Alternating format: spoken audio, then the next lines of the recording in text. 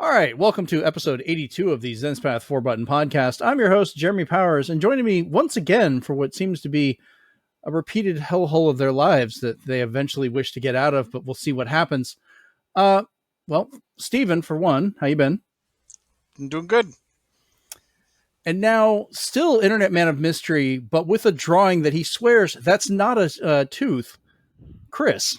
Hello, and I'm fixing it as we speak.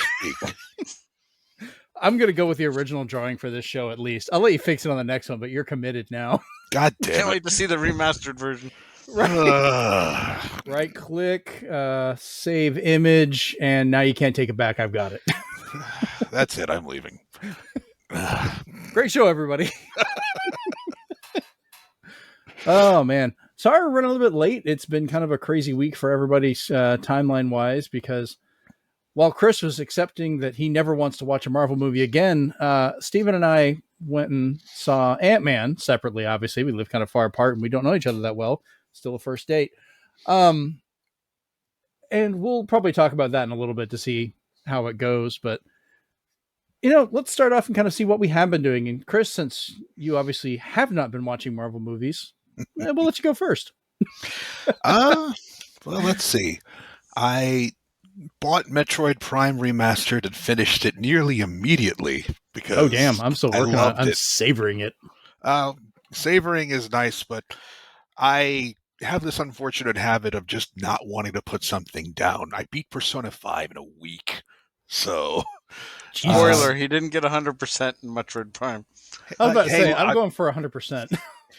Okay, I missed one thing, and that's all it ever takes. But lately I'm playing Paper Jam, Mario and Luigi Paper Jam, because Alpha Dream is gone, and that's the only one of their games I never finished. So I figured, you know what? Before the eShop closes, I'm going to download that game and finish it. It was a good one. I liked it. That's good to hear. I've heard middling things, but... it really depends on the person. I've also heard middling things about Ant-Man, but Well, for the game, it's not perfect, but I enjoyed it. So, hey, that's the important thing. People who didn't like Ant-Man probably didn't like Eternals either.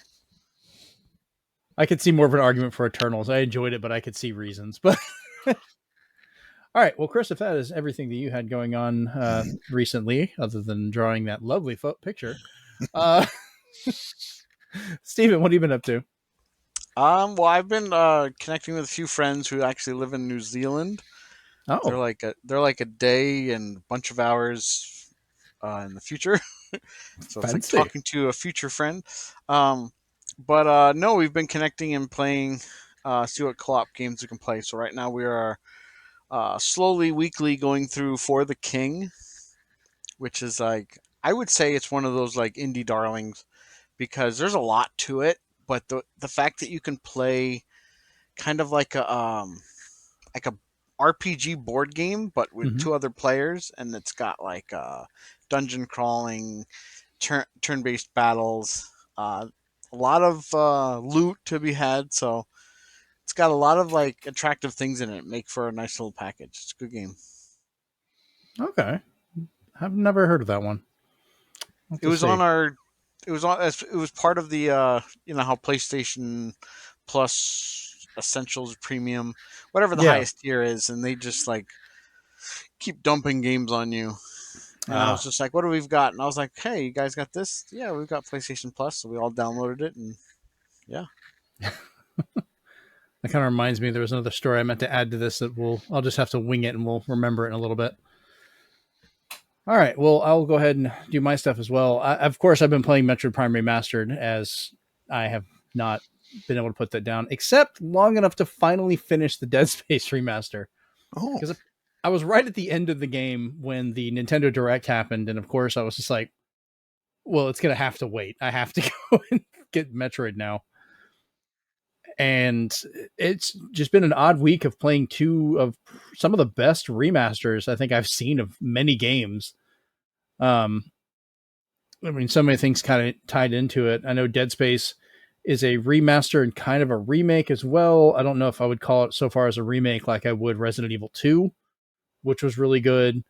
but it still had a lot in common with a couple tweaks, with Metroid being more of a strict remaster, since they used the same animations and stuff like that, and fixed up some nice things.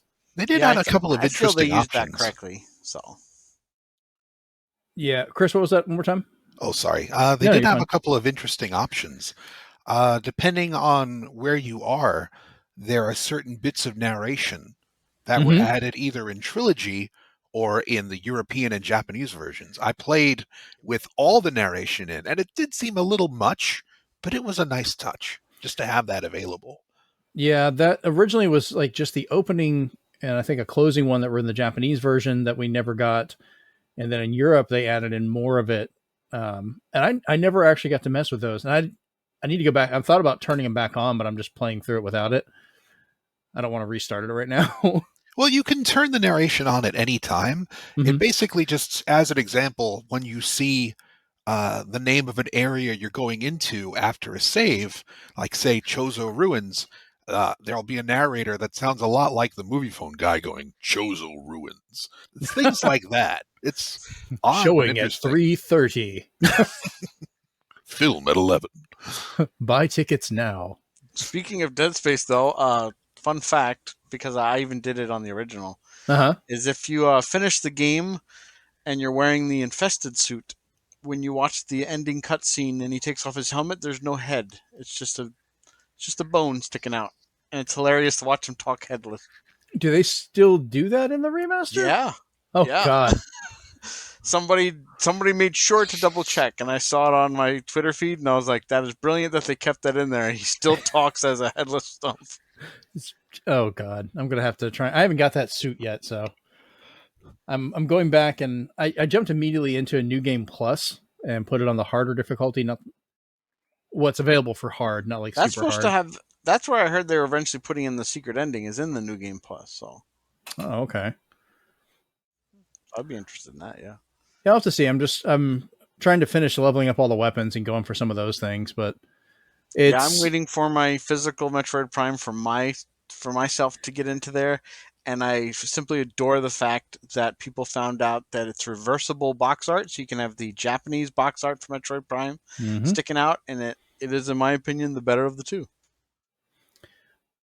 Yeah, I couldn't wait. I had to go ahead and buy it digitally, and then I also ordered a physical copy. So when I get back from my work trip, I'll have that waiting for me the next day. So we're buying multiple copies. I bought it digitally, my son bought it digitally, and then I'm ordering it physically. I think he's ordering it physically. Then I found out my oldest son bought it digitally. So we're up to 5 copies so far in this house. Yeah, I've And done I'm that not with even Vampire paying. Survivor, so I'll get to that many copies of Vampire Survivor if they make it for Switch and PlayStation. It's in the running towards Skyrim at this point, I think. In for a better reason, I think, other than just multiple releases over and over again. Hey, if we get Metroid Prime for fridge, I'll play it. No kidding. I would, I'll take the days like, anything you can make it run Metroid Prime, like they used to do with Doom. God, may I not live long enough to see Metroid Prime on a pregnancy test. I've lived long enough to see Doom. I don't know if that's been too much for humanity or what. The other thing, of course, as Steven also talked about, we went and saw Ant-Man and the Wasp, Quantum Mania, and a lot of people were just like, Rotten Tomatoes is all over this thing, how bad it was. People are saying it's kind of ruined a lot of the stuff. I watched it and I thought it was fine. I liked it. I laughed. I liked the absurdity of parts of what they did with it. Some of the stuff, yeah, it got spoiled ahead of time. But what really pissed me off, and this is a quick story of what happened. We were standing in front of the theater, or like waiting to get into the actual theater itself in the building. After buying our tickets, we went to the IMAX 3D, and they were cleaning it from the last showing. A woman behind us pulls out her phone. Mind you, they have not seen it yet either, and they just paid for these tickets, which are not cheap. Nope. And decides to look up the after credits and start reading out the description out loud. Oh, man. I was going to say, because I even showed my wife just an article that doesn't say anything. It's just the title, and it says the after credit scene is probably the most important after credit scene Marvel has had in a while, and it is. It definitely And is. she read out the description of what That's happened. horrible. And when I turned around and said, "Please stop. We don't want the movie spoiled," her husband got mad at me, accused me of listening to the conversation, which I was like, I've got ADHD. I can hear everything around here. It's fun trying to keep that out. But you're loud. You're just I have reading not one this. but two ears. Right. I Well, was that's turned that away whole- from you. That's that whole double down out of embarrassment thing. What are you going to do? Say, I'm not hey, done. Hey, wife, shut up. He didn't just double down. This continued. Ooh. So they go down the hall. And that's where he's bitching about it and going like, well, he shouldn't have been listening to us. And I was like, dude, I can still hear you. Not even trying. You're just really loud. He just assumed I was just listening in on conversations. I'm like, I'm sitting here with my kids. I don't care what you're doing. All I did was ask, I was kind of quick about it. I was like, please don't read that out. I wasn't trying to be rude about it, but you're just sitting there reading out the ending of a movie. He's all saying like, well, it's an after credit. It's not a spoiler. Yes. That's what after credits are. Right. It's very much a spoiler. And I don't even want to say it on here because I don't want to spoil it for somebody else. Yeah, I've always wondered at the end of a lot of the Marvel movies I've watched them all. Well, the one I won't say. People will book right as the credits start. They'll just like run out, and I'm like, there's like not one but two after credit scenes. Yeah, I'm sorry, you don't want to see who's responsible to make the movie, but still. Yeah, I've quit telling people. I'm just like, whatever. I'm just going to sit here. We know, because if between my friends, if anybody sees it first, we will message the others, and we know not to spoil it. But they'll be like, hey, there's this many after credits, or hey, there was a mid credit, but nothing else. At that point, we know we don't have to wait. We can at least do that. That's friendly. But so the run she read out was the very last, like full after credits one. I won't say what it is, but from the shaking of your head, Stephen, you know exactly which one I'm talking about, which is a very big spoiler. Because that the first one is not really a spoiler. It's like it's expected. But it's a nerdy thing I love. But the second one is just like, dude, don't spoil that one because that one was awesome. Even my wife gasped, and I was like, that's great. Yeah, so we got into the theater and we're sitting down, and it's assigned seats. So we'd already bought a nice little area. We tried out some of the wireless headphones for my daughter because we were trying to see if she's able to see a 3D movie, which thankfully she is. So her eyes, the doctors working with her have gotten better enough. She apparently could comfortably watch it, but she had wireless headphones on that would also give her the audio description, which she loved. So that was a nice little scenario. But the guy was sitting apparently 2 or 3 rows back behind us. Like, he's a good distance. I could still hear him complaining about me. And I'm just like, well, you got in his head. Yeah, I was like, apparently I've ruined his night while he tried to ruin my movie. I hope he's still bitter about it. I can laugh about it and get content. I hope he loses sleep. If I've ruined your night, sir, then I'm glad I could help. Oh, I want him to have the reaction of Ant-Man towards the end of the movie where he just gets distracted and it goes off. Won't even go to description of that, but just that whole attitude and then let it snap back. No, he needs that. He needs to have the same reaction as when he ate that cake.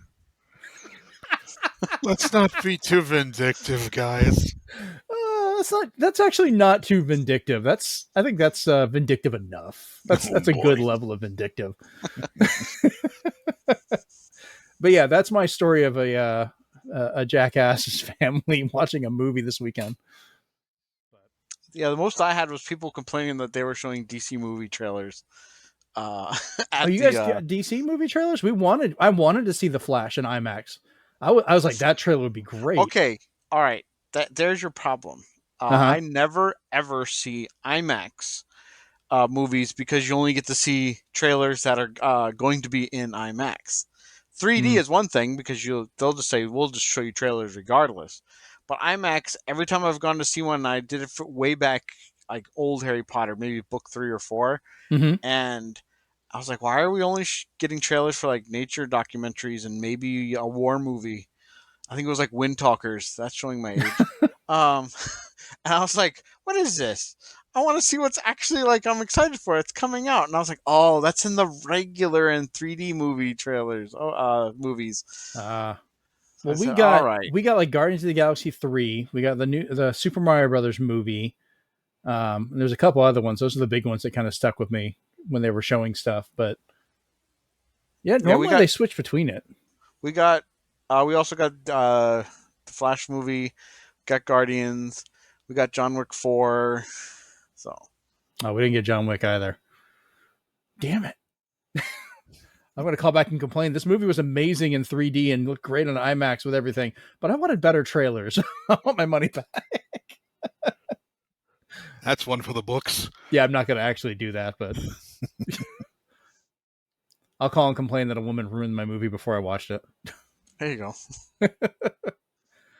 All right, well, let's go ahead and jump into the news, I guess, that we've sat here and ranted about our movies and other things we've done.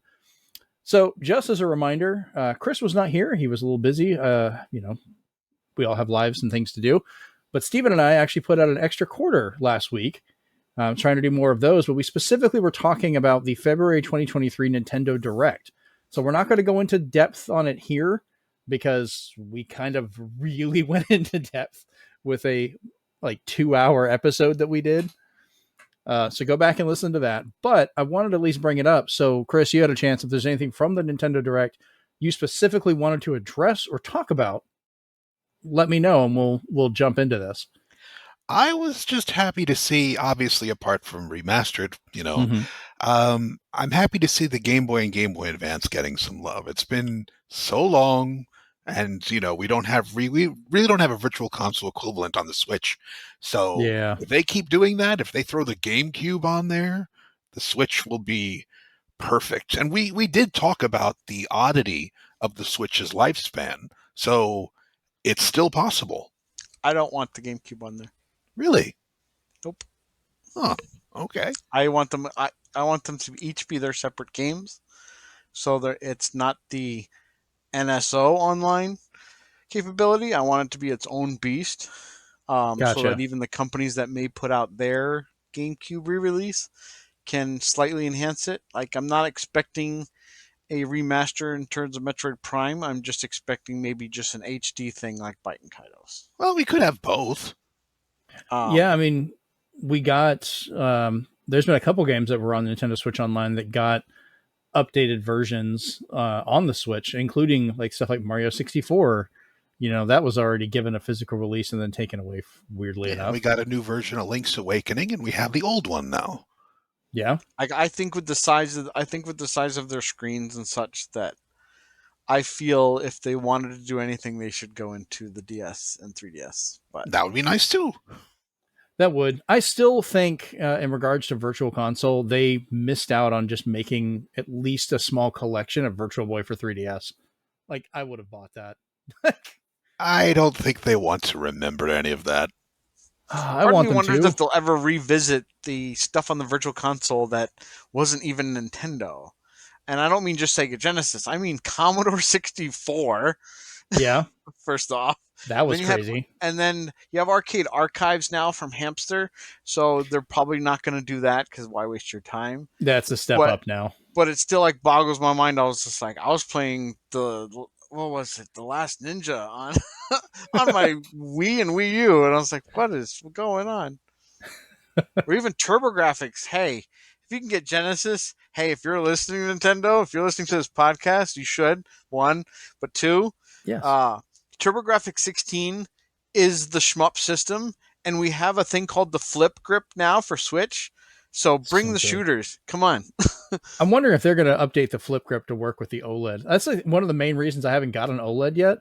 Is because I would lose the ability to use my Flip Grip, and I'm like, I can't. That's. There's a difference in far. There's a difference in size. In a little bit in size and the physical connection itself. Oh, so a Flip Grip will not fit on an OLED, and I was just you need multiple switches, Chris. Right? Yes. How silly of me.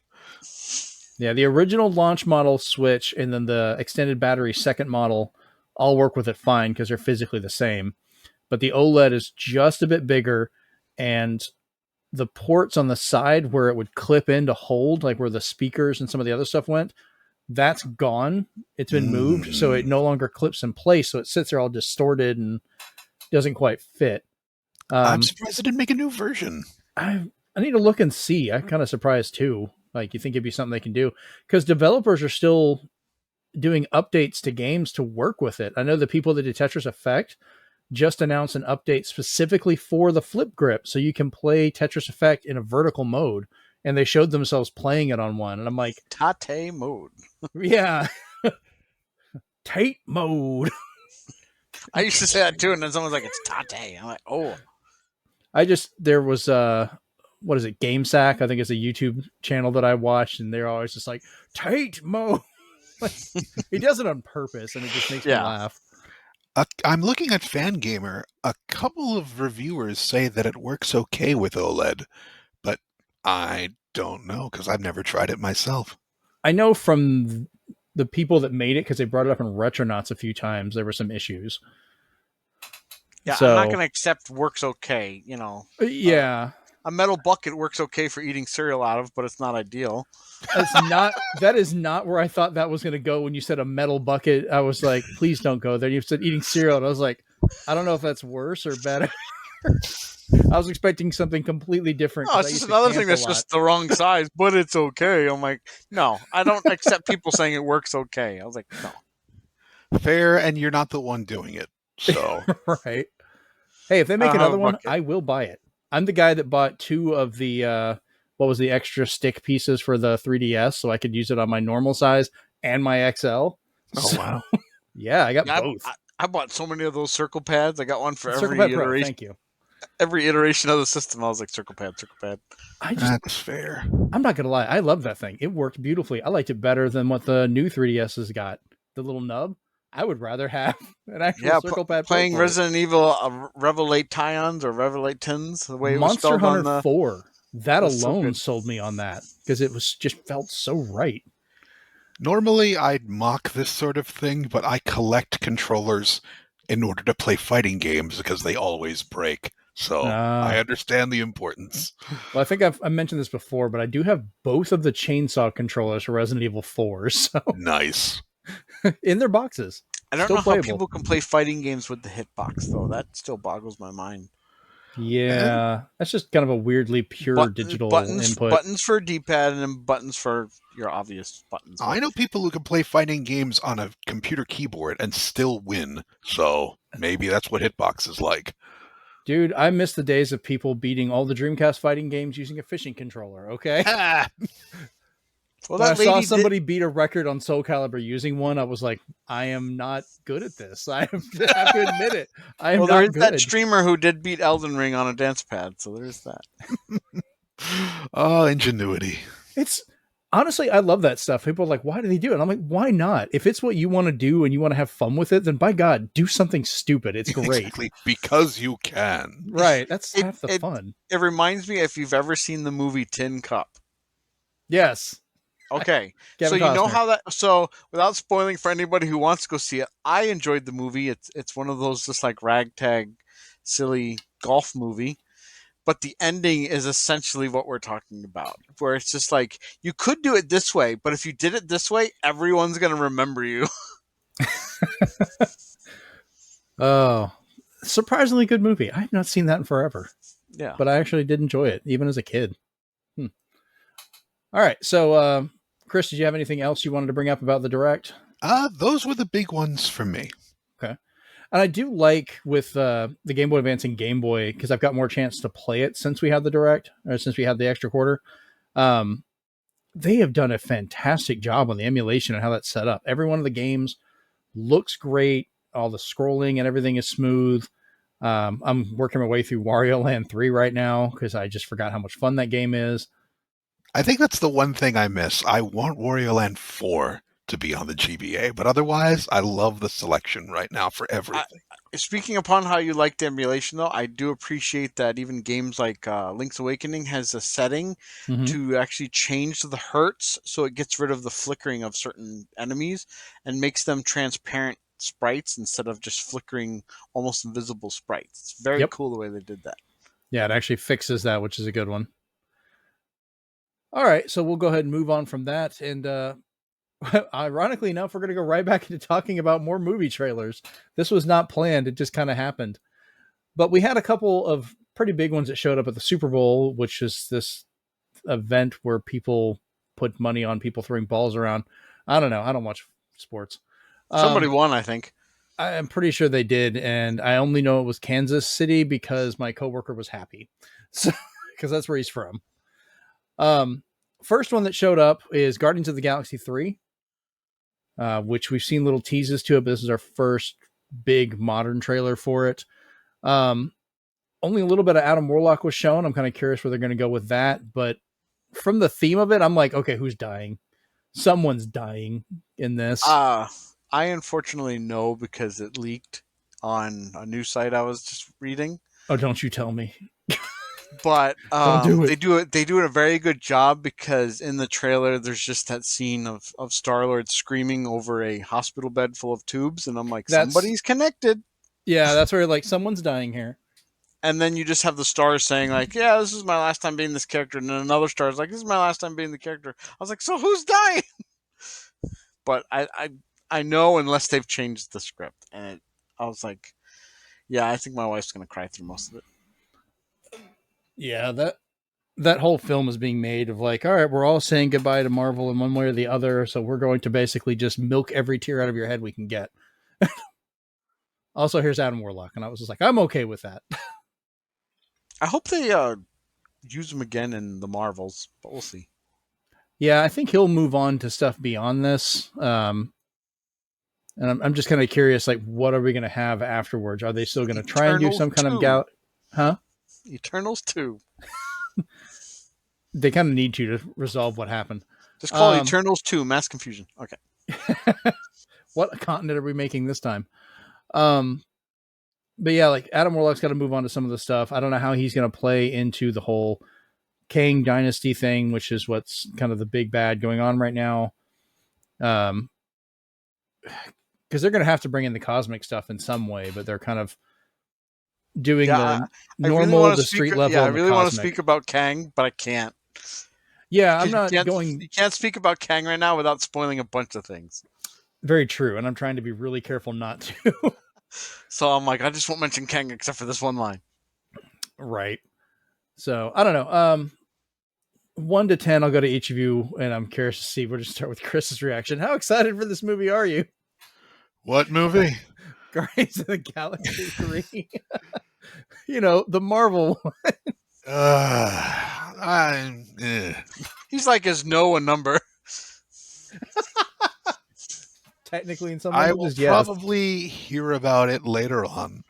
I have finished with the Marvel Universe after Thanos got Thanos. I'm done.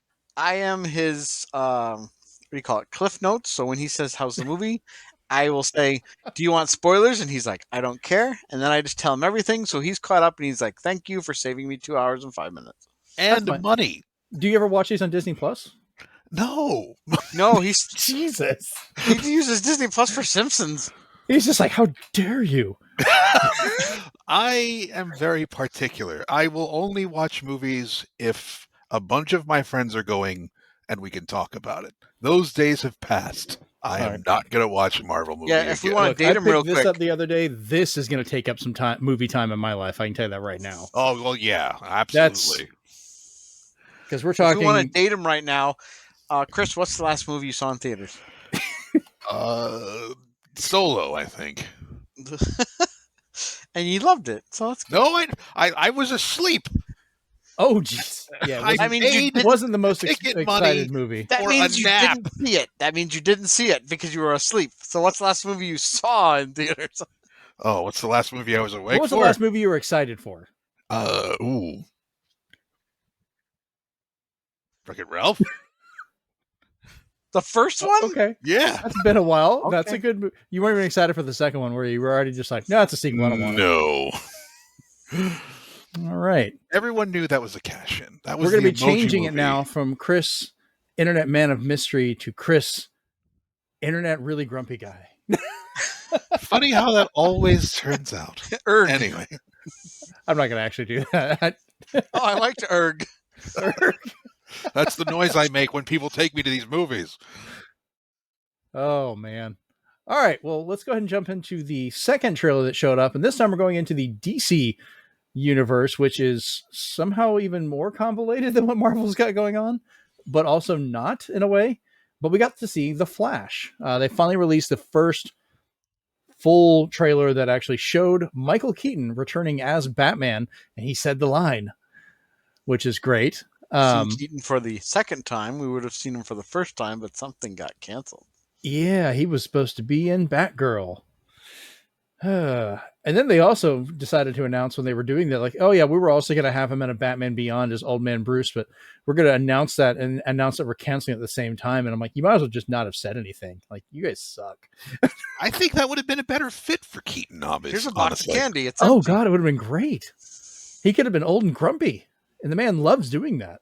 Now they're just using de-aging and CG like Indiana Jones. So surprised he still fits in the suit, but I mean, I kind of like the fact they are treating it as just an old man Batman kind of coming back. So we'll see.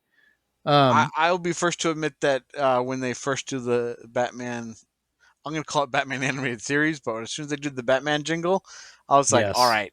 I was like, that's goosebumps. As soon as they started playing that, I was like, with everything going on, the questioning of everything with DC, the trailer, in my opinion, to me, did its job. I went from, I'm kind of skeptical, how is this going to be, to, okay, I really want to watch this. I want to see where they're going with it. And I actually like what they're doing with it.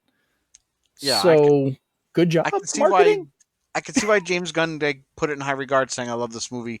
And why, even though I would say about half the cast is not coming along for the ride, he wanted that because it kind of introduced characters he is keeping along for the ride. Right. So, I don't know. Chris, how are you feeling about this one? I don't know how you are with DC movies. All right. I've heard Shazam was good, but I'm not going to watch Dr. Flash and the Multiverse of Batman just because they need to get Ezra Miller out of the series. You broke him. Dr. Flash. Oh, God. I'm sorry. Tell me that's not what it is. It's what it is now. The DCU is a carbon copy of the MCU. You're going to make me start naming the episodes and just trying to do like some of the other shows I listen to. There's a Star Trek one I listen to called The Greatest Generation, where they will pick whatever they say from the episode, and that becomes the show title for that one. And I'm so tempted to right now adopt that just to have this be episode 82, Dr. Flash and the Multiverse of Batman. I'm sure this is really hard to tell, but I'm very bitter about multiverses. It was a good I game. can respect that. I mean, I have this thing where if a multiverse exists in a cinematic universe, the death of a superhero no longer matters. They're bringing Gamora back. No, they brought Gamora back. See? This is what I'm talking about. This is how far behind you are. I say Gamora was still during the Thanos stuff. You have no excuse. Well, that's what I mean. I stopped, so Gamora's death still meant something. They have to, because that's how public domain works. You have to keep using it in a certain capacity, or you lose the rights to the character. That's why we got the Winnie the Pooh movie we got, and it's why we're getting a horror movie of the Grinch. I prefer dramatic over marketable, but anyway.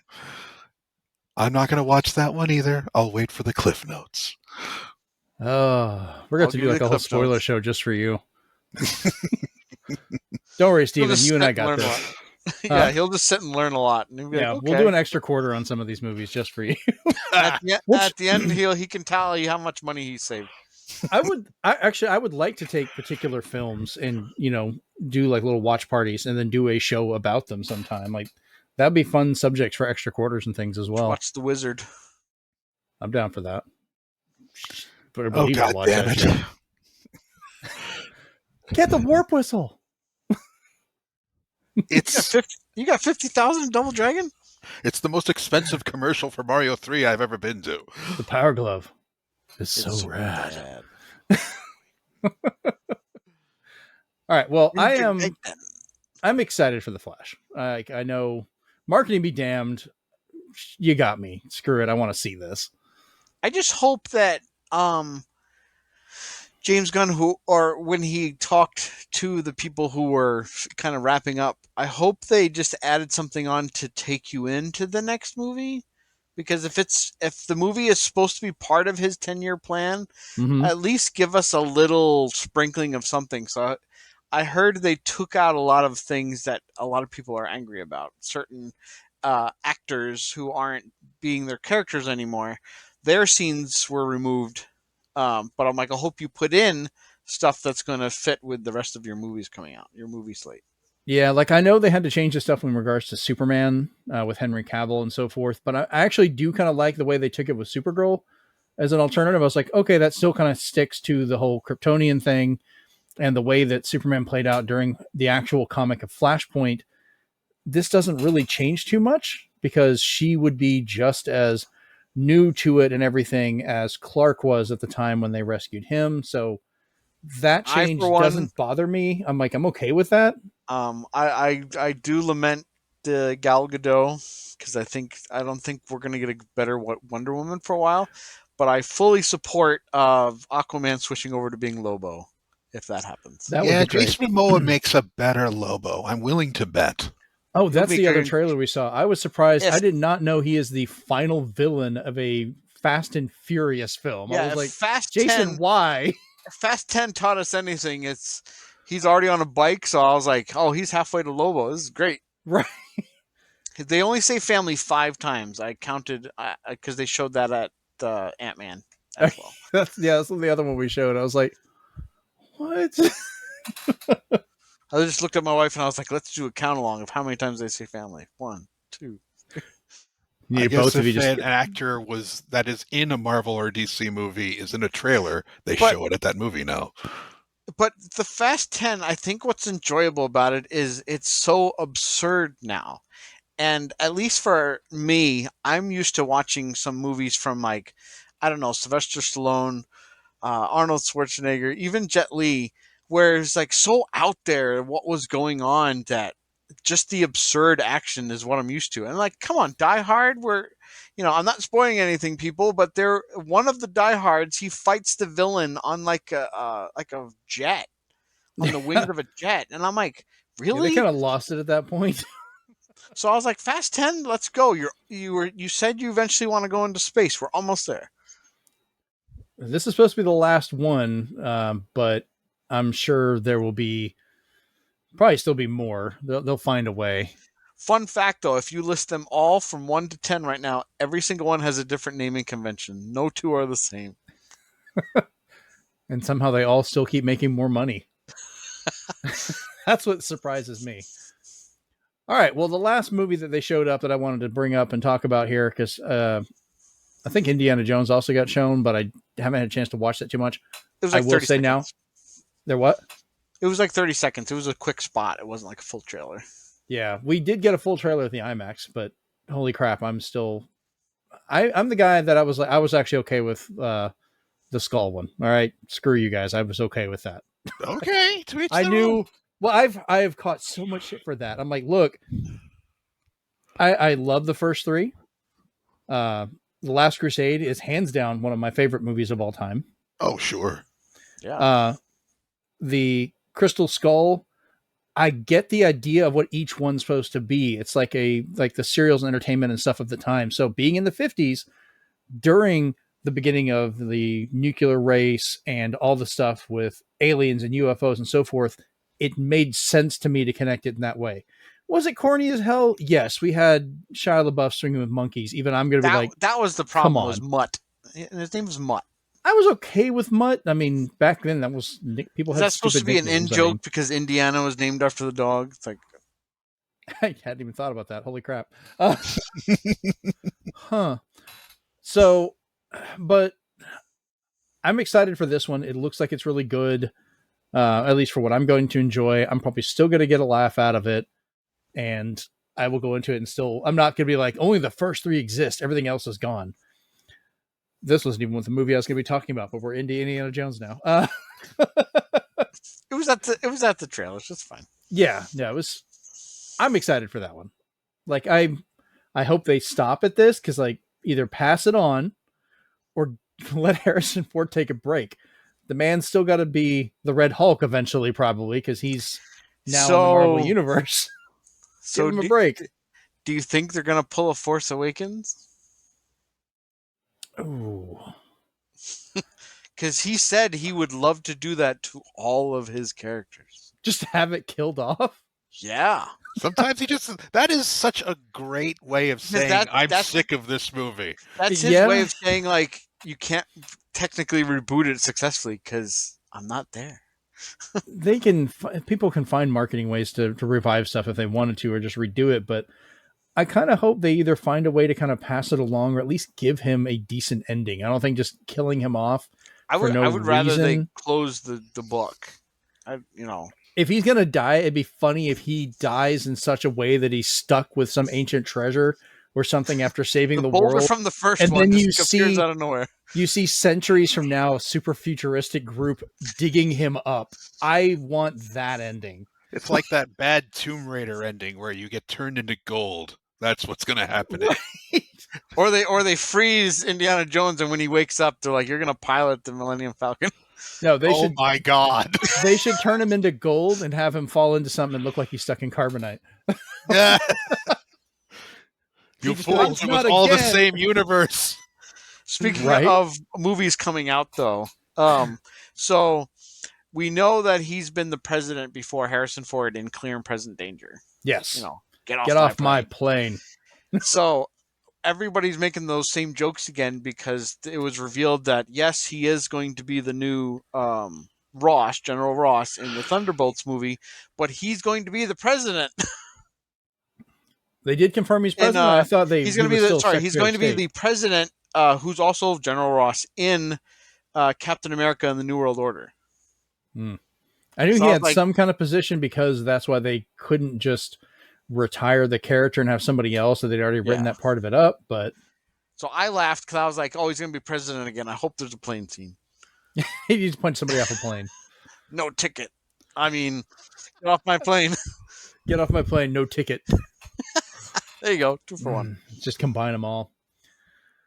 All right. So the last film was the Super Mario Brothers movie, which I'm also kind of excited for, even though I'm still iffy on Chris Pratt voicing Mario. Did it for me. The commercial that brought back the Mario rap. That I was kind of ambivalent before, especially with the Chris Pratt delivery and everybody being iffy. But as soon as I saw that, I'm like, fine, you have my money. But you actually found out a nice little Easter egg about that little commercial too. Oh yes. Yes, go tell us. The lady who was reading out the last part in that little commercial, that's actually the voice of Princess Peach in the cartoon for the Super Mario Brothers Super Show. They brought her back for that. Really? Yeah. Let's see if I can. What was her name? Oh, that's great. I didn't even aware of that. That's a good little deep cut. Yeah, it was such a nice little extra, And I went above and beyond too. From the trailer, I did call the number. So you do get Luigi talking about their services, and he's just like, "We don't say let's await, we say let's go." I thought that was hilarious. I meant to Jeannie call that. Elias. That was her name. Jeannie what was Elias. it again? Jeannie Elias? Yes, as Princess Peach. But yeah, they are putting in the work because even the website itself, when you go to smbplumbing.com, it's just full of neat little things you can look at and play with even. Yeah, I don't think Nintendo was going to take this lightly, knowing, the reputation of the old movie and everything going on with it. They want to kind of build this up in almost a Disney-like way for them. So this is testing the waters in a big way and kind of going from there. I mean, they've opened up a theme park, which apparently is a small section of Universal in California.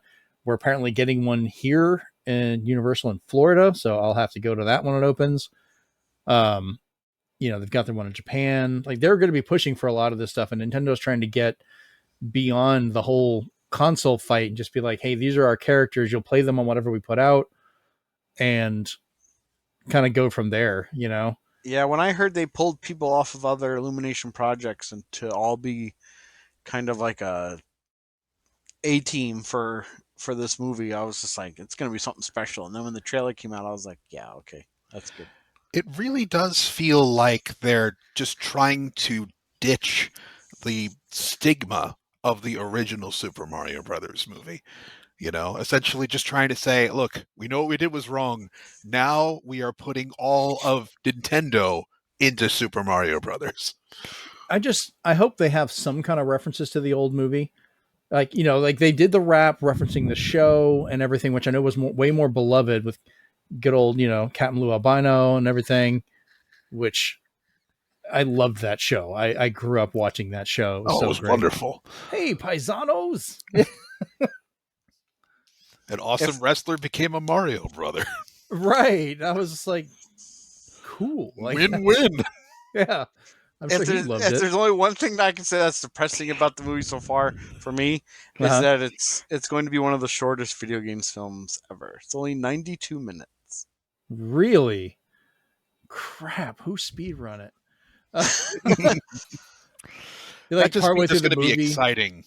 Yeah, a whole bunch of stuff is building up to be resolved. You just see someone going on a warp pipe and pop up at the end. And you're like, you son of a... It's not by much because most adaptions are 100 to 120 minutes. But I was like, man, I guess I'll just have to watch it multiple times to make it longer. Yeah, I'm going to see this movie as many as there are levels in the original Mario Brothers. So, oh Christ! I'm just wondering how fast the pace is going to be then. Like, if are they going to be able to take that time to kind of get in the moment for some of the jokes? Like the whole. Like how long is that fight with Bowser and the penguins going to be? Like, I want them to stay there for a few minutes and make that joke work because it was hilarious to see in the trailer. I'd rather have it be rapid fire, though. I'd have it be rapid fire and they don't overstay their welcome. If they just keep going 1, 2, 3 with jokes and just enough story pacing in between. I mean, we all want this movie to succeed, and if we know anything about games, movies, or any kind of media, if the only complaint you have is it's too short, it's did its job. Right. Because they could easily, whenever it comes out, they could add in, like, here's extra shorts that we've attached to the Blu-ray edition, or here's all, and add more stuff to it, which I know, what was it? Sonic 2 did that. Like, there was extra animated shorts that they attached to it that extended stuff, and I'm going to be one of those weirdos that probably buys every different cover variant they have of this movie. I was going to I wanted to go in like I was for comic book movies, collecting the movies. I was going to go in for video game movies until I just saw so many of them. I was like, I don't want to see these anymore. So maybe this will change it a little bit more. Some of them are hard to find. Good luck finding Wing Commander. Yeah, I'm looking for that one. There's some of them I just don't want to watch. Like you don't want to watch Far Cry? Or Far Cry? Oh God, I've got House of the Dead. There you go. That's terrible. Oh, that was Uwe Boll, wasn't it? Yeah, he did a couple of those films. Yeah, he did a lot. He did Dungeon Siege. He did Far Cry. He did Postal. He did Blood Rain. Oh, sorry, he did do Blood Rain. Oh God, he's all over the place. And then somebody else did Blood Rain too. I was like, oh, okay. I have some collecting to do. But does anybody else, maybe it's just me, but just piecing together what we've seen of the 2 or 3 trailers from the Mario movie so far, they're kind of just copying the plot from the Bob Hoskins Mario movie, but doing it a lot better. Well, they're kind maybe of that's what we need. Yeah, they're also kind of copying the plot from the Super Show. It was kind of a similar idea from when they got pulled into the cartoon parts. There's just so many things he doesn't know about. And because Charles Martinet has a role in this movie, but nobody knows what it is, I'm still, I'm saying it right now on this podcast, I think there's going to be something where he actually is Mario. I still think he plays Mario, but they're hiding that. Because I think once the Chris Pratt Mario does his Robin Williams hook unlock his memories, he'll start talking like Charles Martinet. That's just my Chris will love this. Maybe it's a Mario multiverse. Oh God, the Mario verse. Look, if it gets us Wario, then I'm in. Oh, it could. That could be. One of my Dr. friends Mario actually has and the multiverse of Bowser. Okay. Wario's is a variant. Actually, one of my associates has a theory that because Foreman Spike is mentioned in the website, Foreman Spike from Wrecking He's in the Crew. movie. They said he actually makes an appearance. He's expecting Foreman Spike to become Wario, which is an interesting thought. I hope not. Like, I could see it. Like, for sometimes you got to change these things when you make movies, just like how different MODOK was, as we've already aware in Ant-Man, but I think they did a good job with it. Sometimes you need to make those changes when doing an adaptation. So I wouldn't be against it. They just brought back a Marvel problem, but I'll leave it at that without spoiling anything. I thought it was funny. Got to see his little bottom. No, I'm not saying that was bad. I'm just saying they brought back a Marvel problem that still exists to this day. And I'm like, stop doing that, Marvel. Fair enough. All right. So that's, I think, enough about movies for this time. We've actually talked a lot about movies this episode. So let's go into something somewhat depressing. Saudi Arabia's Public Investment Fund, or the PIF, has increased their purchase of Nintendo stock from 6.07% to 7.08% just this year. This has increased from 5% to 6.07% just in January. And they've been kind of making financial inroads on a number of companies recently, like Take-Two, EA, Activision, SNK, and Capcom, just to name a few. And I'm a little more concerned about that, because at what point do they get enough of a percentage hold of any of these companies to start pushing their rules and ideas on what they're making? Because it's very different for what they allow. But they've also said, with all the different things they've bought into, even like things like NetEase and stuff like that, where they're like increasing and they're poaching actually people from Sega and stuff. Mm-hmm. They still said, like, we're not here to stop games from being made. We're not here to push our agenda. They keep pushing the MO that it's just for money. And if it's just like, we'll be in the background just making money off of it, we won't bother you guys, then I don't see an issue with it just yet. I know they have a negative connotation because of stuff like WWE's Crown Jewel, where they will enforce changes. Yeah. So they'll bring people out of the graveyard to wrestle again. It made Shawn Michaels wrestle again, unfortunately. So they get their way there, but I think that's because it's more of a live event. It's as it's happening. But I'm still in the boat where I think they're just making financial decisions without actually like dipping their hands in anything. They're just like, you know what? Just give us a percentage. That's it. It might just be too early to tell, but as I think if things do start getting restrictive, that will just mean that things will have to change, and there will be other companies that allow the things that are being restricted by these new shareholders.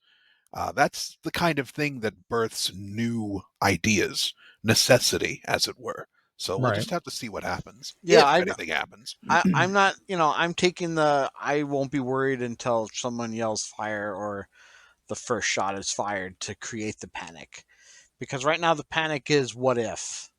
What if?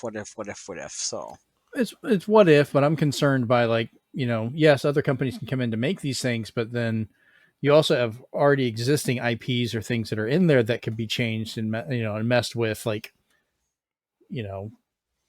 Metroid, for how that's set up with. I'm more worried about the Embracer Group than anybody else. Yeah, no, I'm worried about Embracer Group as well. I'm not saying that's not a bad, that's definitely an issue. They seem like they want to make decisions, and they even, like, after they got a really good clearance deal on Crystal Dynamics and Tomb Raider, then they just quadrupled their money and sold it to Amazon. So I was just like, you guys are playing with licenses and IPs and such.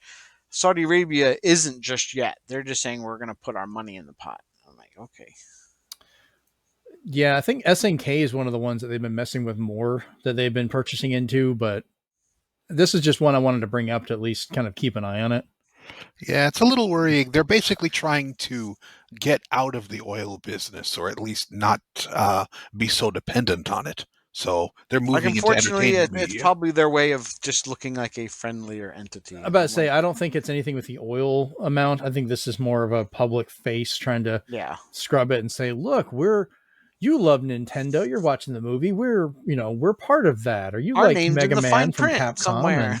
Yeah. Yes. We'll love that like we like Nestle taking drinking water from poor countries. You're not wrong. I had a Hershey bar. Damn it. I like white chocolate. Well, that's a good segue. I can tell you that Saudi Arabia is not going to be investing in this next company. Yep. So I drive an electric car, as I have said a lot, probably recently, because I'm just really excited to have this damn car. I drive a Hyundai Ioniq 5, 2022 model, and but I did not want to get a Tesla, which was the more popular one for right now, because they kind of had some issues. And most recently is there's been a recall of over 363,000 models of Teslas for the full self-driving or FSD feature have been causing accidents. Now, from the National Highway Safety Traffic Administration's recall notice, they quoted, the FSD beta system may allow the vehicle to act unsafe around intersections, such as traveling straight through an intersection while in a turn-only lane, entering a stop sign controlled intersection without coming to a complete stop, or proceeding into an intersection during a steady yellow traffic signal without due caution.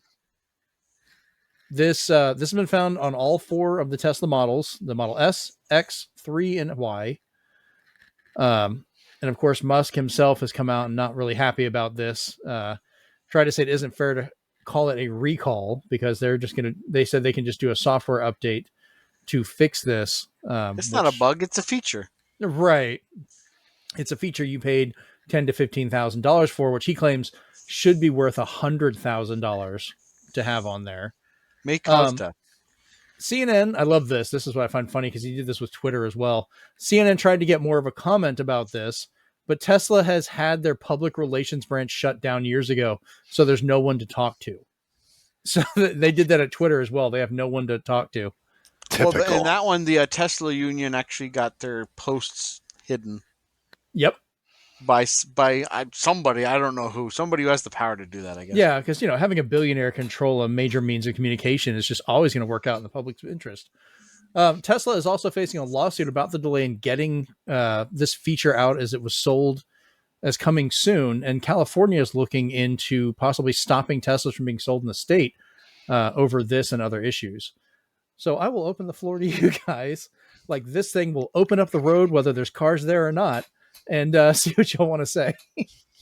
I think from the part where I started not trusting the Teslas when they said it was bulletproof or shatterproof, and then he threw a baseball at it and it cracked the threw a rock. Yeah, threw a rock and it cracked the glass, and I was just like, okay, line number 1. What else isn't real? I was like, the Cybertruck looks like something out of a Nintendo 64 game. So I was just like, what's going on? What's going on behind the scenes? I've seen great pictures of people overlaying it into like Stunt Racer FX. And it fit in. That's what's crazy. And, there's a certain type of not seeing the forest for the trees when you're like, it's only 363,000 vehicles. It's not a recall. What do you call it then? Please tell me how you're going to spin this. It's just a terrible situation all around.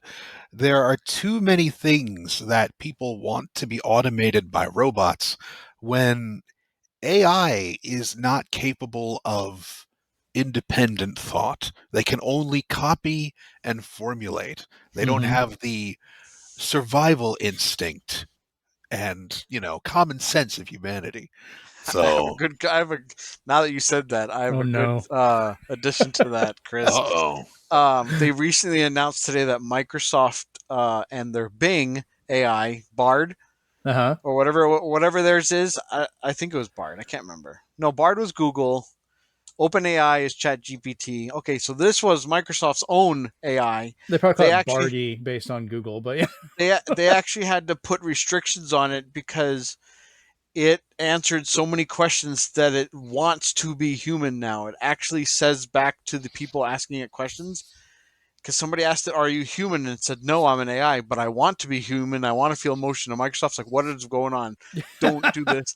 And they quickly put like blocks saying, you can't ask it that anymore. See, honestly, that's the one I want. I was like, I don't like the other ones, but this one, the one that's learning, Let's bring it on. Come on. I, for one, welcome our robot masters. I was like, all right, somebody get Will Smith on the phone. I think iRobot 2 is going to be a found footage film now. So, Oh man. But if this at least has a lesson behind, other than he doesn't know what he's doing, is that AI is not perfect, and by the time it will be, then maybe it'll be a good thing.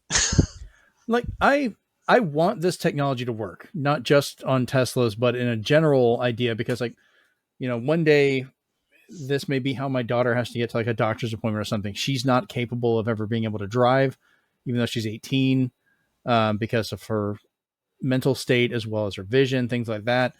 So vehicles like this being able to get people around is a great tool that would be nice, but we need a better infrastructure. You can't just make a tool and have it operate randomly in how crazy our world can be, where drivers will just throw their cars around for random or go out and slow down and do stuff like that. And if you build a road system based around that running, I think it would have more of a positive experience, I think, because you could control more of what's actually going on.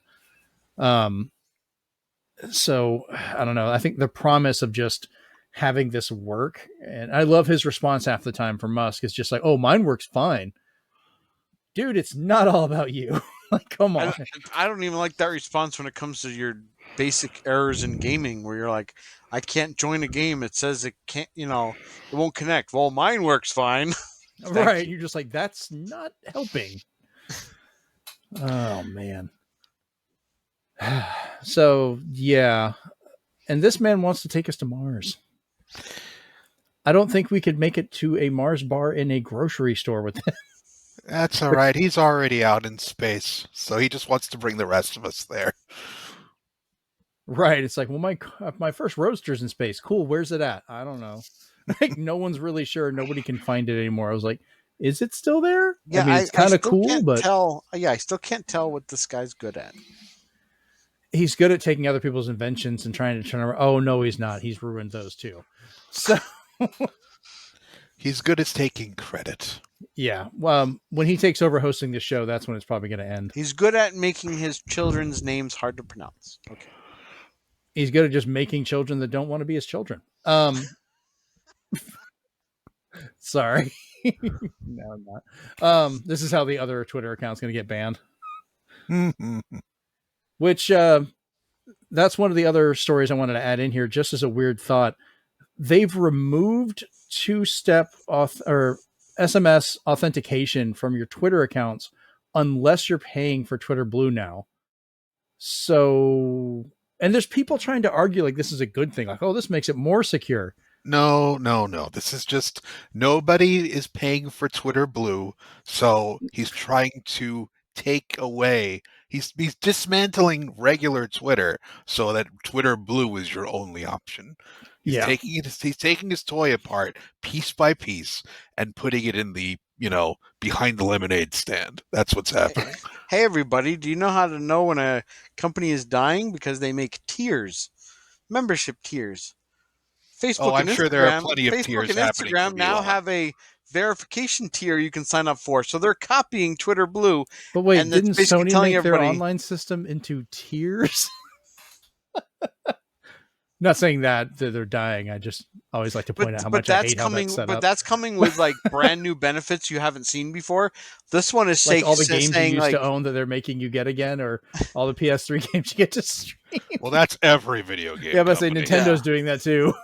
But like, come on, Facebook and Instagram, like, you really gonna follow the Twitter Blue craze and be like, hey, do you want to be verified? Don't forget to pay per month. I think theirs was like 12 or 20 a month, and I was like, what? Yeah, it's ridiculous. Twitter doesn't even give you balloons on your birthday anymore. They never did for me because it was on Christmas. Like, they never showed up. It'd be like, it's Christmas. Like, you skipped over the important part. My birthday. Damn Twitter. Ouch. Yeah. Come on, Hive Social. You can do it. Yeah, come on, Hive. Give me balloons on Christmas. Get a celebrity to buy Christmas into tree it. Balloons. All we need is Dwayne Johnson to be like, I use Hive, and we're all set. Yeah.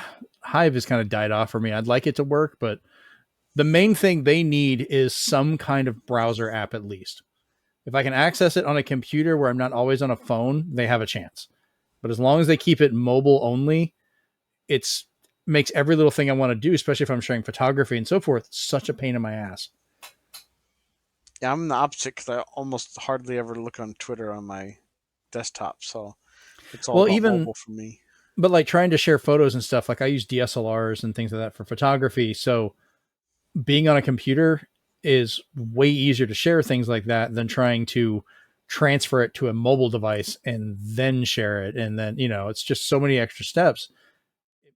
They're like, well, just use your phone to take the pictures. And I'm like, yeah, I can take good pictures with it, but I'm a photographer and have a DSLR. I'm using this when I'm taking the photos I want to share. So I don't know. All right. Well, speaking of photos, Nintendo and Lego apparently are having a small fit over some photos that have leaked out. But Lego has all but confirmed a Legend of Zelda series after issuing copyright strikes against YouTubers that talked about the Deku Tree set picture leaks. Hopefully we're not going to get a copyright strike for talking about the fact that they're giving copyright strikes on this set, but I'm going to do it anyways. Also, your cat is adorable. Yeah, this is the other one. This is Lucy. I love cats. So for those listening, a cat has shown up and it's this really adorable orange and black style. Cats are awesome. Yeah, Steve's cats just really want to be a part of the show. That's fine. My cats are not allowed in this room. That's why they're never here. But I love my cats. So, all right. Yeah, so I think a good way of telling that you're going down the right path of confirmed is when you start getting copyright strikes, takedown notices. You're like, so what we found is legitimate. Thanks. Yeah, I mean, no, it's not. Now shut up.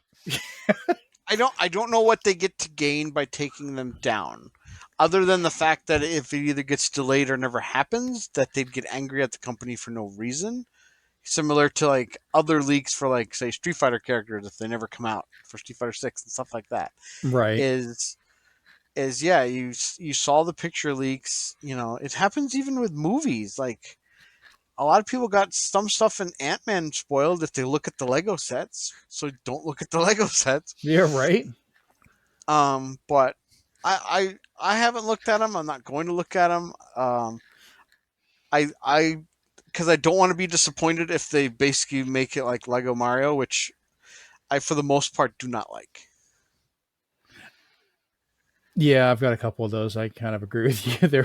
They're funny. They're neat what they can do, but I want an actual Lego figure size Mario and Luigi and Peach, not just these.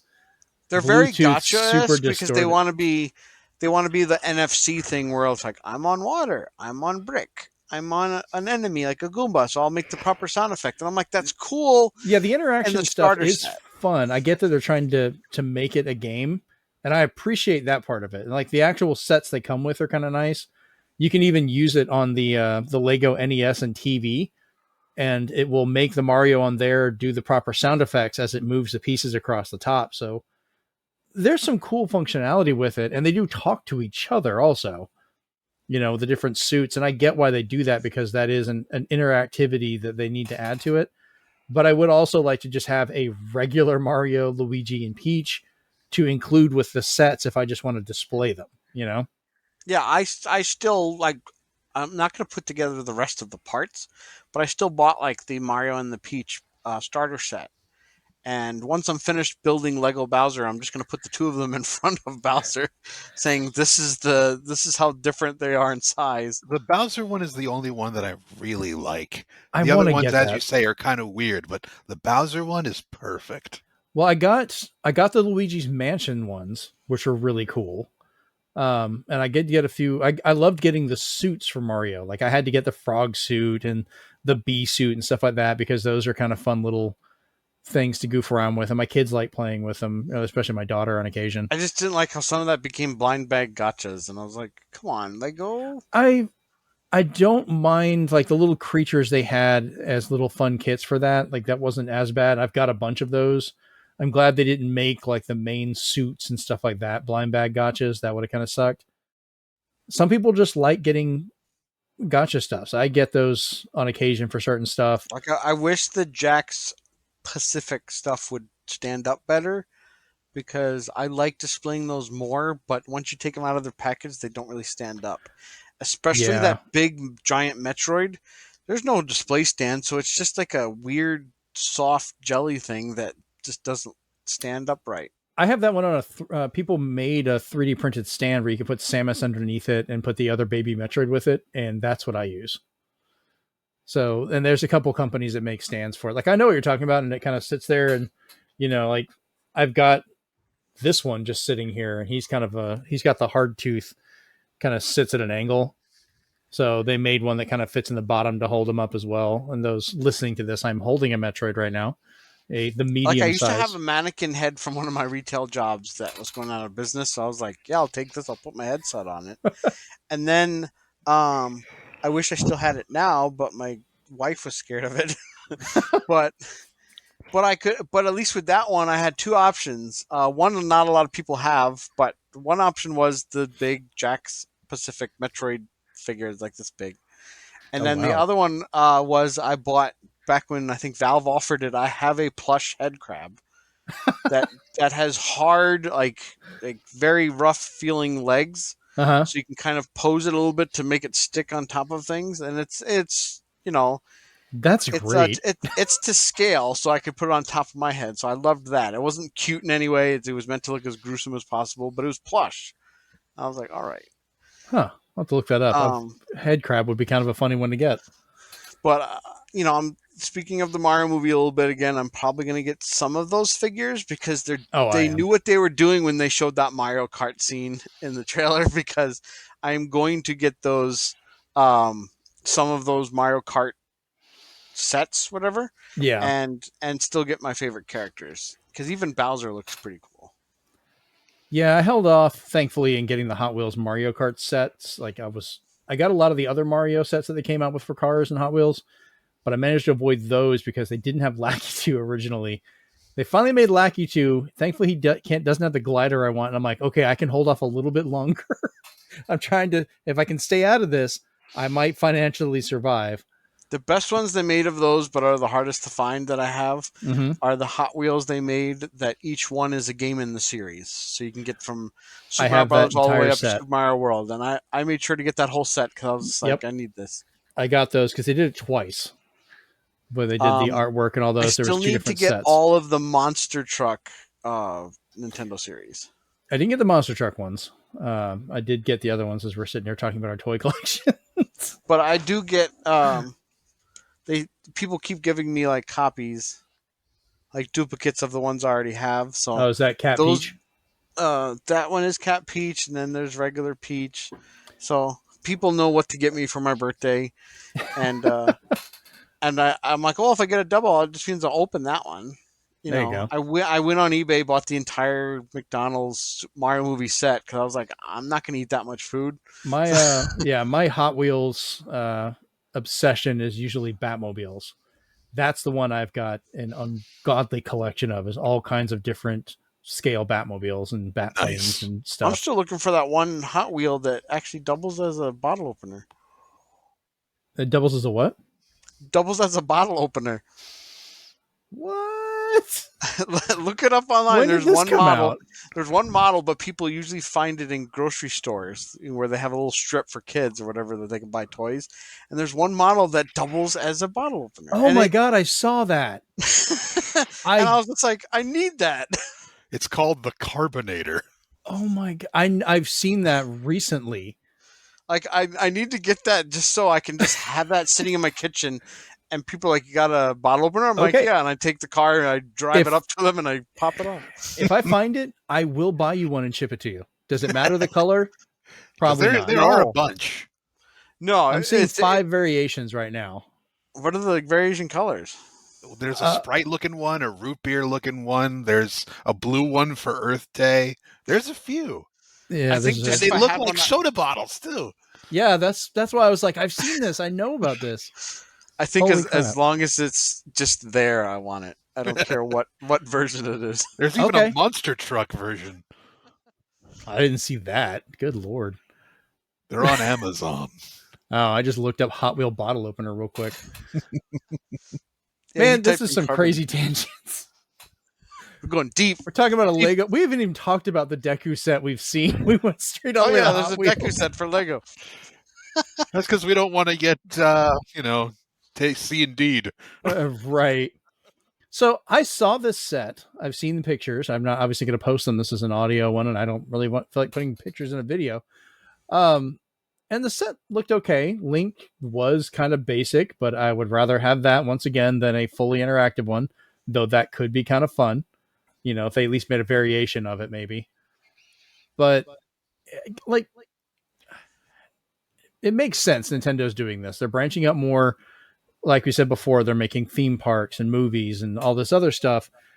They were already making some really good toys. Now, them tying in with Lego, I think, works out really well. So that's great. We're going to have this. My daughter is still begging and asking for a Kirby set, so that had better happen. I don't know if I want Kirby to be square and pink or just go ahead and give him the weird round shapes and make him see if they can do it. Yeah, and the whole thing he's supposed to be soft and puffy, so that'd be There's weird so many for Lego. other cool and I want Kirby Metroid things, though. Well, so yeah, Samus would be great. Like you should be buying her like that Kirby Othello set and stuff because those are really cool. I need to get some of those. I've got a shirt that's celebrating one of the anniversaries that I'm picking up from GameStop. Probably when I get back from my trip. But like I find her all kinds of Kirby stuff when I can. That's her favorite thing. Because I loved the dioramas that came out for the amiibos for Kirby. So yeah, I didn't get any of the amiibo dioramas for her, but I did get some of the little like acrylic puzzle things where you can put them together and it's like on a swing and there's other stuff. I got her those. She loved those. But so what do you think about like, so they're putting out these cease and desists, or they're actually going copyright strikes, not even a cease and desist. Too many copyright strikes and an entire channel can be gone. But these people aren't the source of this leak. They're just reporting on it. And I think that's kind of a dangerous precedence to set. Like, I understand you don't want this leak to be out there, but there's better ways to go about this than risking someone's entire means of possibly living or doing stuff just because somehow your picture leaked, Nintendo tends to go overboard with this kind of thing all the time. Well, it wasn't Nintendo that put it out. This is what Lego did. I'm sure Nintendo probably was up their ass about it. Yeah, they're probably breathing down Lego's neck, and that's probably what's causing it. Right. Yeah, I feel it's going with the same thing they did to Street Fighter 6. People who dared show the imagery. Mm-hmm. A lot of YouTubers, some prevalent ones of the fighting game community, even said like, "I'm not going to show you the pictures because it is resulting in copyright takedown notices, copyright strikes, because it's not something for public viewing. It was something that was aka leaked or data mined. It wasn't meant to be seen by public eyes, so they don't need the backlash or the hit in their stock value because the character never came out or the character's not out yet.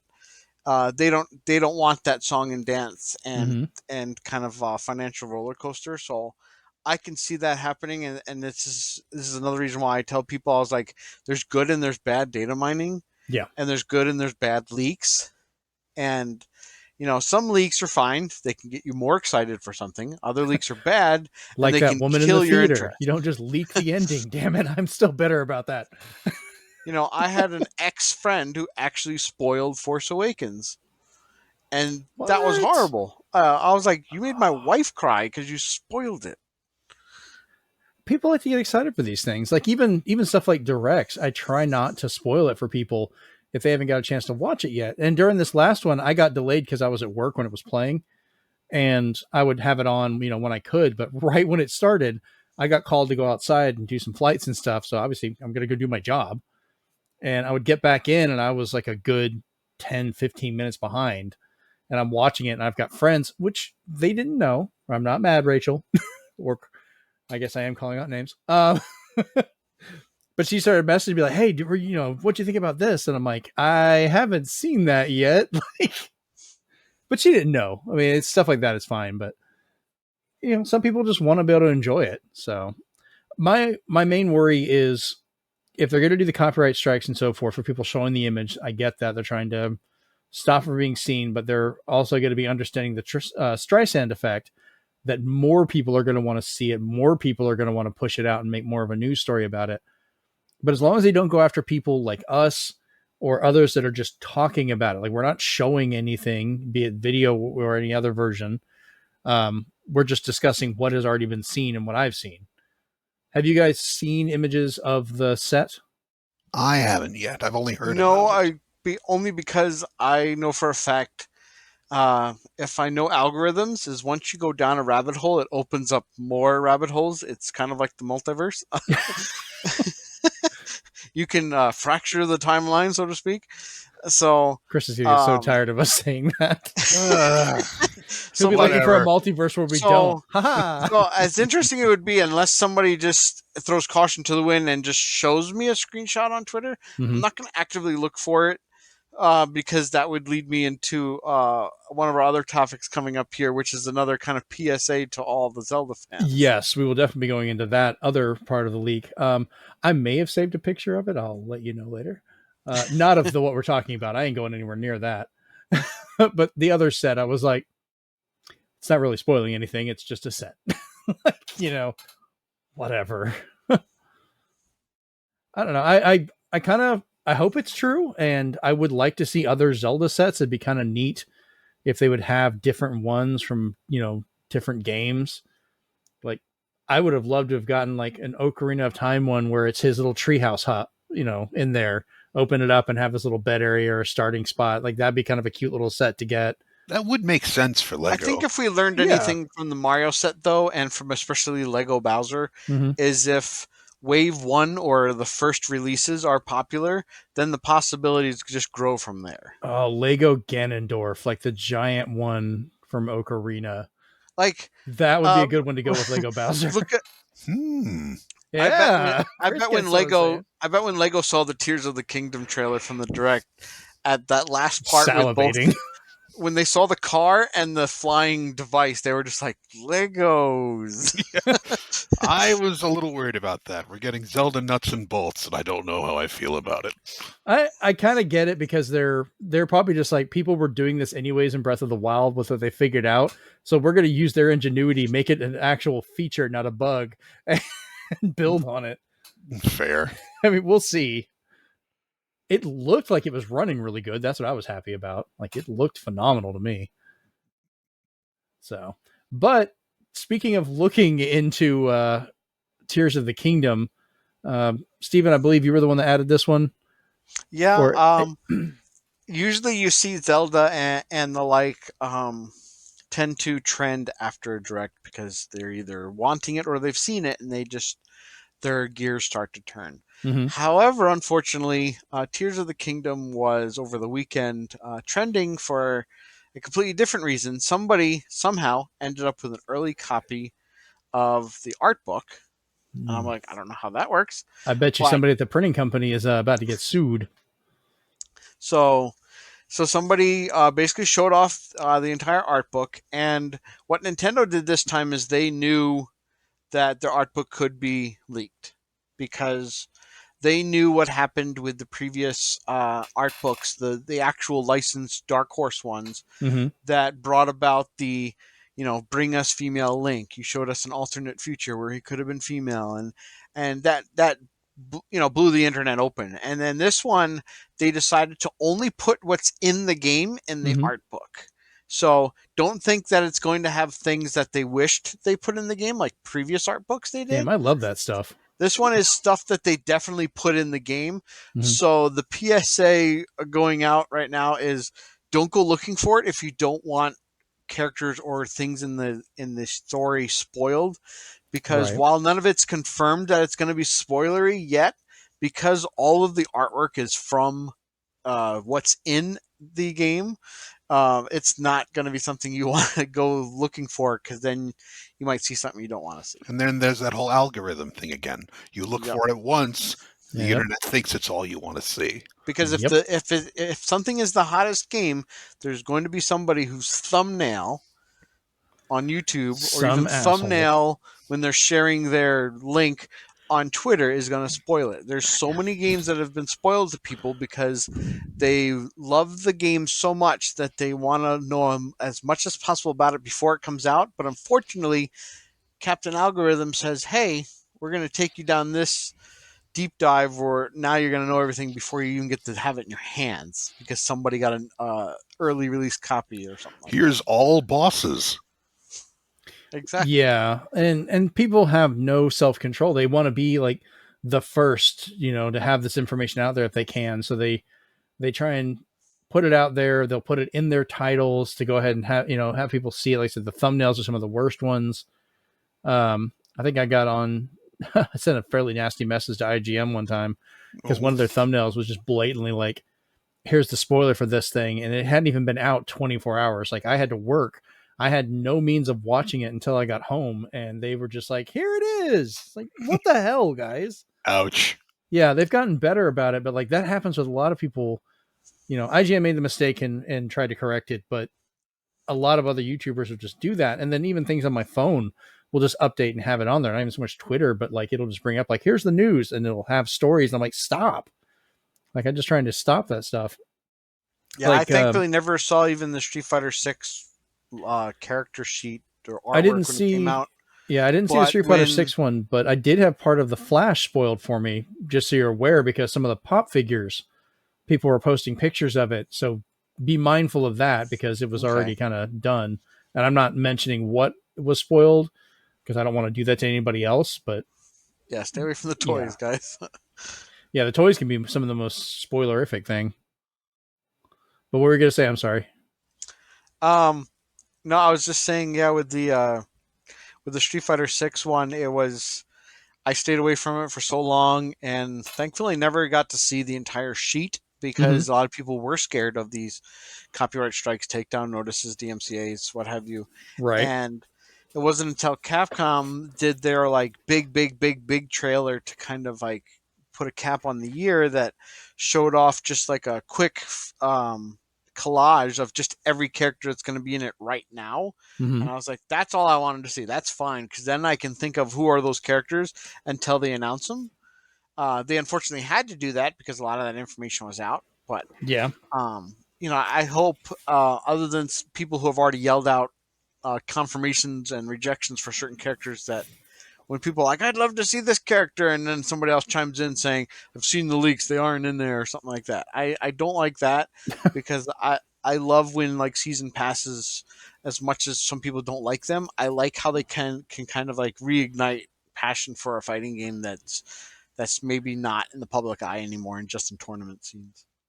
Yeah. Spoilers, like, and this is, I kind of want to have this little discussion with you guys, and this would be a good way, I think, to end the show. In regards to spoilers themselves, you've got different takes on what people consider spoilers without ever considering other people's views on it. For instance, I've had people, like I said, not Rachel accidentally doing it recently. That was just kind of funny. Because afterwards, when she realized I hadn't seen all of it, she would just keep teasing at stuff, which kind of made it funnier. And like, oh, there's something you're coming up, you're really going to want to see. And I got to admit, she was not wrong. This was definitely a show that blew me away. But people will want to leak these shows or E3 events and so forth ahead of time, and you hear the argument, oh, it's just advertising. It shouldn't matter. It's not a leak. And it's like, well, some people get excited for this, not so much for the whole purchasing, but just the excitement of seeing it. You see a trailer, you can be excited for it. You see the stuff on the direct, you can be excited for that. And then I've also seen people kind of weaponize it on purpose, where if they find out something, they purposely try to spoil it for as many people as possible, Yeah, I never good got or that. bad, which I've seen with the Harry Potter game recently. I know I wasn't really covering or talking about that much, but I saw a bunch of people that would get into conversations and would immediately start throwing out the ending of the game, spoilers of what was happening. And it was like, okay, I get what you're trying to do, but that's kind of a way to do it. Like they're trying to ruin the, enjoyment of the game for other people outside of the actual issue of what's going on with it. And like, what do you guys view as spoilers or feel about that? Steven, you want to start us off? Um, Yes, spoilers is I think, and this is going to be a generational comparison I'm going to give everybody.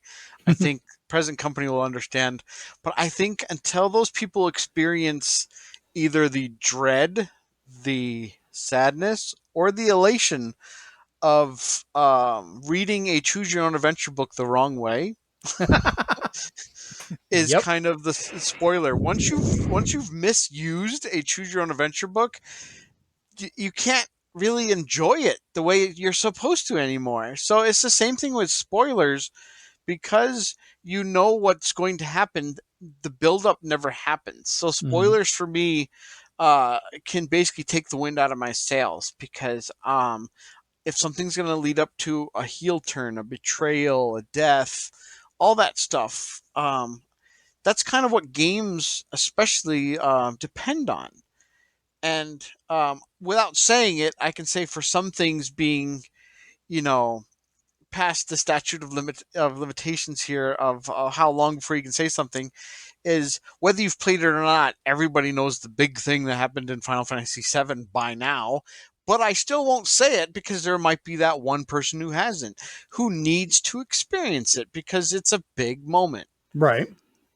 So that's why, even if it's really old, or if it's something like even Harry Potter, where it's already established what's happened in the entire franchise, and people would be like, "Well, you already watched all 8 movies, so you kind of know everything Harry Potter."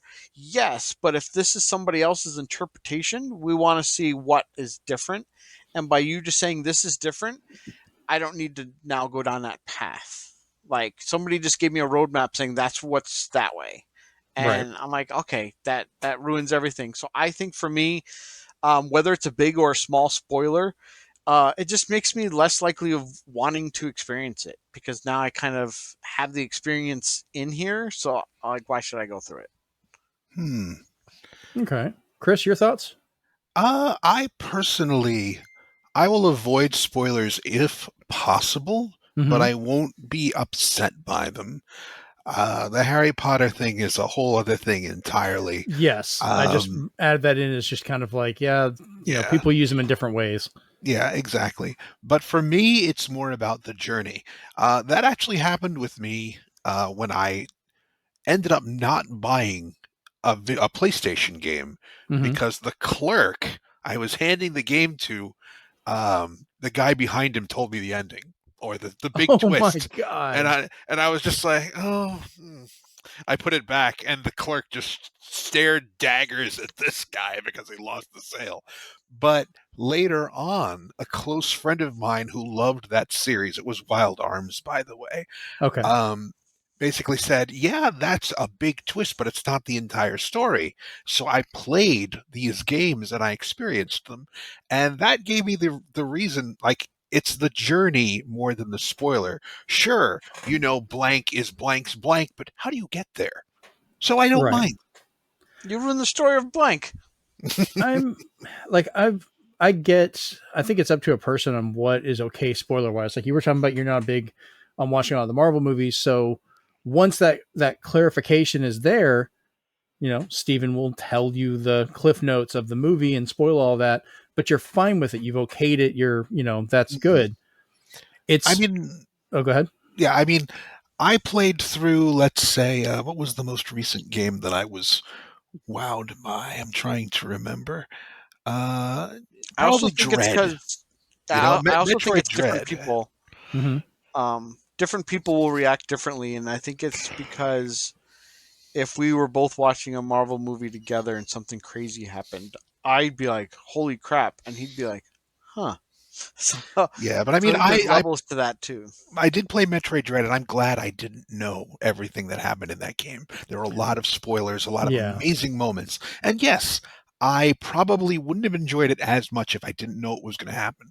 But would it have ruined it for me? No. So it really depends.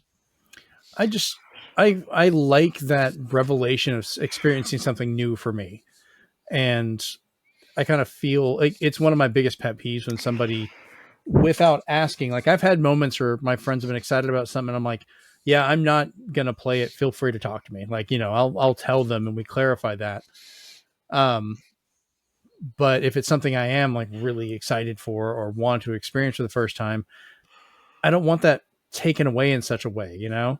Oh, It's the same little things thing. in life I like to be excited for. Yeah, Yeah. this transcends normal movies and video games media though, because I've seen people who don't want to be spoiled if they say missed the latest basketball game and they want to catch it on their either their DVR or on streaming, because now you can stream all the games. So people are like, I was at work, let me come home and see it. Mm-hmm. So yeah, there's stuff like the All-Star game, the dunk contest, like all these things where people are like, I don't want to know how cool it was or how bad it was. I want to see it for myself. So spoilers are in everything, unfortunately, and yeah, Yeah, especially they can kind of ruin a lot of media for people the or biggest problem entertainment. I've had recently is like new shows when they come out, their streaming times, they come out in like the middle of the night. And most of us have got to go to sleep. We've got work the next day or something else going on. And if we're not staying up at 2, 3 o'clock in the morning to watch this immediately to get a video out, and they're talking about it, like I've woken up the day after a show came out and immediately had it spoiled for me because people could not wait that long. And I'm like, we haven't even had a chance. Like, Yeah, the time zones and everything. I can say from personal experience, Mandalorian was the first and second season was one of the worst, because you'd be like, why is that person's name trending? Oh crap! I just got spoiled and I didn't mm-hmm. even click on anything. Right. That's why I've like Star Trek Picard season 3 just started. Um, like I knew certain things, like the first episode is the title of it, The Next Generation, and we knew about the cast coming back, but I wanted to be able to watch it without having any of that spoiled, because that's such a connection to something I grew up with. I wanted to enjoy that just like when I was a kid watching it for the first time. Yeah, my Which, wife wants always an entire series or run of something to be out before she watches it. So yeah, I think if we started from season one now, we'd probably be okay.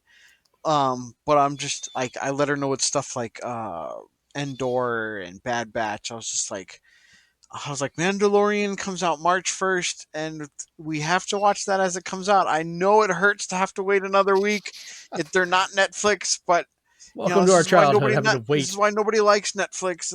Let's just Yeah, and that's the other thing. Like, there's even bad parts about that. When Netflix would release a series, there were people that would purposely go to the last episode and start posting the ending. Like, they didn't even care to watch it. Like, it's some people kind of get a sick satisfaction Yeah, that's on that ruining whole it for watch the people. world burn thing going on. Right. And I'm like, if I could legally find a way, I'd stab you in the eye. You know? Oh boy. some people, instead of seeing your genuine reaction, they just want to see the genuine disgust. They get the same thrill out of It's that. attention. It's attention. I will Sometimes tell that's you a all from you weird need. kink. personal experience though, which is why I hate spoilers. Uh-huh. Is after Nintendo Direct, one of my favorite things to do, and my wife thinks I'm crazy, is I go to all of my favorite YouTubers or channels and I watch everybody's reactions, because each one is different. Yeah. There's people who will like go like insane over the Xenoblade Chronicles announcements and Fire Emblem, and then there's another one who'll go insane over Metroid Prime, another one who'll do Game Boy, and it's just, I don't know, it just makes me smile, because you're seeing a love for something that you already love, and you're kind of like sharing in the experience. Yeah. I especially love watching the Nintendo Store reactions, because they're all Those are like doing great. mosh pit reactions. They're all screaming, and I'm like, I'm glad I watched this already, because I can't hear the audio either. And But I wish I could do some of the recordings and the live stuff for those, but just the way my work schedule is, they never yeah, worked out where I can. But, I would love to take part of that and be able to do something like that, because it is a moment of excitement that you want to share with others. but you can see the repercussions of spoilers when you're watching those reactions, Mm-hmm. because then the person who's hosting it will be like, "Oh, this is what we already found out about," or "This is what was leaked."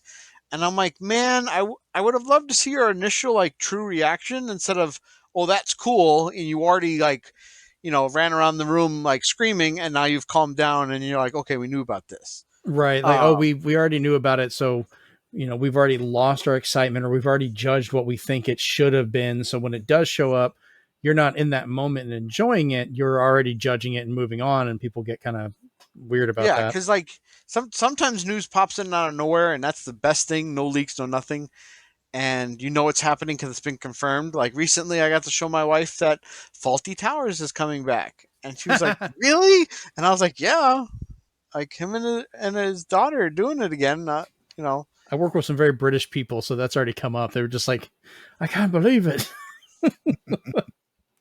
So So, yeah, it affects everyone, and sometimes it even affects you getting excited for other people because now they're like, "Yeah, I read about it," and it's just like, man, the wind was taken out of your sails too.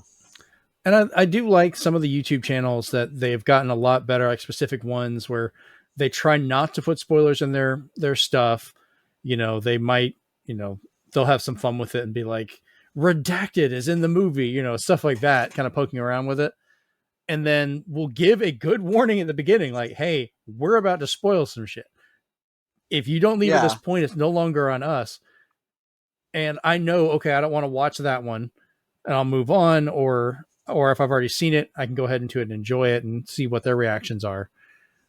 yeah. So, I can say of the I can just even name drop two of them is Cinemassacre. When he did reviews, yep. he would say spoiler like 17 times, and then he would say skip to blah blah blah of the video, Uh-huh. and we'll continue past the spoilers. So you'd have a timestamp of where to go.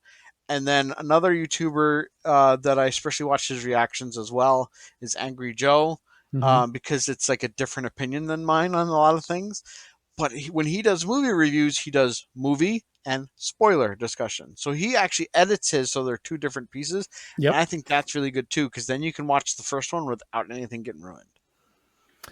Yeah, I do. Like I said, there's some that have gotten better, and then we've just got general people, as you said, want to watch the world burn that are just jackasses about it. Chris, you got anything you want to add to that before we call Uh, this? only one thing, really. Mhm.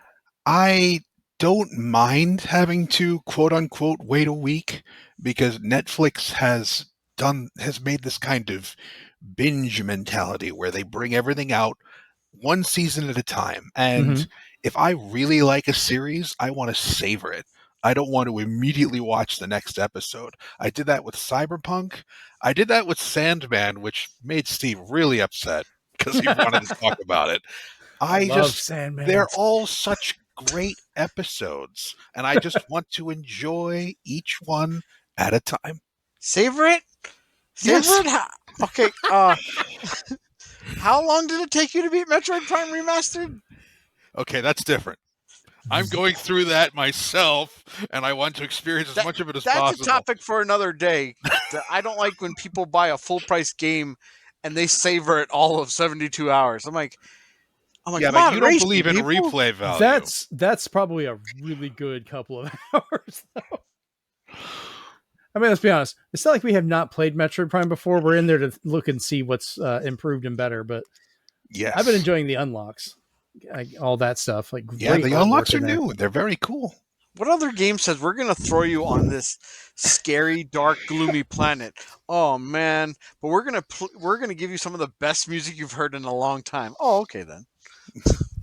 Same, we didn't get the fusion suit, though. Yeah, I'm Stay so tuned, Nintendo yeah. Switch Online people. I'm telling you. I hope that's not the case because that means it would be a feature locked between something that will go away eventually. Like they're making this a physical copy. I am about the longevity of that. Like there needs to be a way to unlock it beyond Oh, so you're access to saying that. Nintendo hasn't done anything in the past to make people buy games before they get delisted? Well, I'm done that, but I mean like, 20 years from now if I'm playing this again, which I will do because 20 years now I'm still playing the original Metroid Prime. Um, if the fusion suit is somehow available, I would want that to be available Your beyond if Nintendo Switch Switch will Online is just not on there anymore. your Switch will just be like super valuable on eBay because it comes with the Fusion Suit connection enabled. Oh, That's much like I like could. PT I'm on about to say PlayStation. I have a PS4 Pro with PT on it. Ooh. I have a Yeah, PS5 with PT on it, but it doesn't work. yeah. I made sure not to move that one. There's actually a stream we did of playing PT, which I did with a friend of mine, and it was kind of funny my reactions with it. But All right. Well, I think we have talked most of this show pretty much up, so we'll go ahead and start closing everything down. Chris, we'll start with you. Where can we find you on the internet? You can't, but still love that. I knew that's what was going to happen, but I'm with Steve on loadingtime.com. That's pretty much my deal. So fair enough. You can connect to him through proxy through me. I can be found at loading_time on Twitter. I'm primarily a lurker, but I do sometimes there's just some things I can't avoid, so I do comment from time to time. All right. And I've been your host, Jeremy Powers. You can find me over at Zenspath, Zenspath, over on Twitter and on Hive. If I'm on there on occasion, we're still trying to grow some people there, but it's really slow. You can watch the video version of this over at youtube.com/ZenspathCom. Basically Zenspath.com with the period removed. If you're watching this on YouTube and want to listen to the audio version, you can get us pretty much anywhere you find your podcasts, or you can specifically go to zenspath.libsyn, libsyn.com, and go directly to it, or zenspath.com. We have a listing there of all the latest shows and some of the articles that I write on occasion specifically about the world of collecting. So, and that'll be it for episode 82, and we're out. Peace. Have a good night, everyone. Later. Into the multiverse.